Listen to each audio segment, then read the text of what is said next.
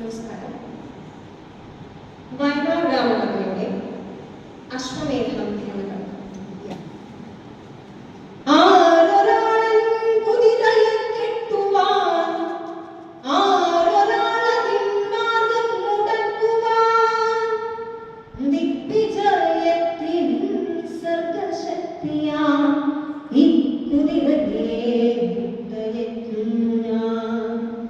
വിശ്വസംസ്കാര വേദിയിൽ മുക്തനാം അശ്വമേധം നടത്തുകയാണ് ഞാൻ.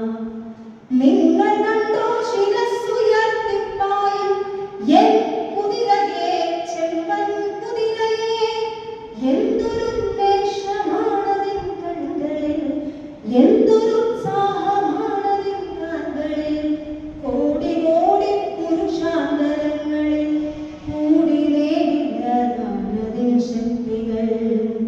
വെട്ടി വെട്ടി പ്രകൃതിയെ മല്ലിട്ട് വെട്ടി നേടിയതാണതിൻ സിദ്ധികൾ.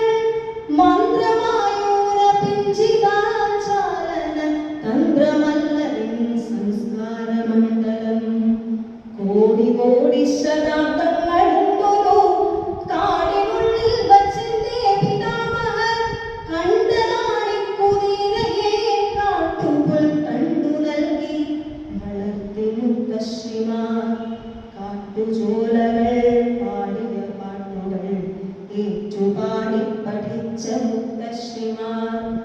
ഇന്നലത്തെ ചരിത്രം മയങ്ങുന്ന മണ്ണിലൂടെ കുതിച്ചു പാഞ്ഞിടവേ എത്രയെത്ര ശവകുടീരങ്ങളിൽ നൃത്തമാടിയതാണ് കുളമ്പുകൾ. അക്കുളമ്പടിയേറ്റേറ്റു വീഴുമോ അത്രയേറെ ഭരണകൂടങ്ങളും. കുഞ്ചിരോമങ്ങൾ തുള്ളിച്ച് തുള്ളിച്ച് സഞ്ചരിച്ചു ഈ ചെമ്പൻ കുതിരയെ. പണ്ടു ദൈവം കടിഞ്ഞാണുമായി വന്ന് കൊണ്ടുപോയി സവാരിക്കിറങ്ങുവാൻ.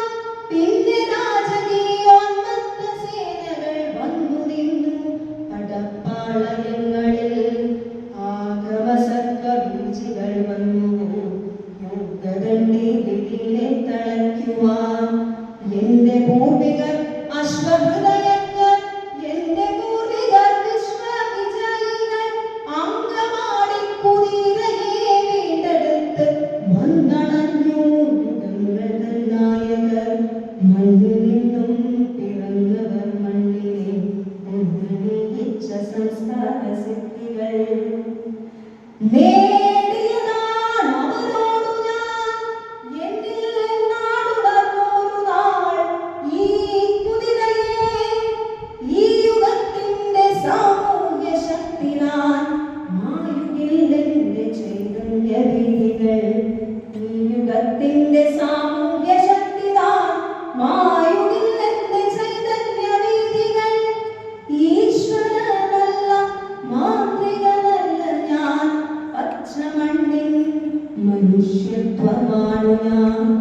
ഈശ്വരനല്ല മാന്ത്രികനല്ല ഞാൻ, പച്ചമണ്ണിൻ മനുഷ്യത്വമാണു ഞാൻ. പച്ചമണ്ണിൻ മനുഷ്യത്വമാണു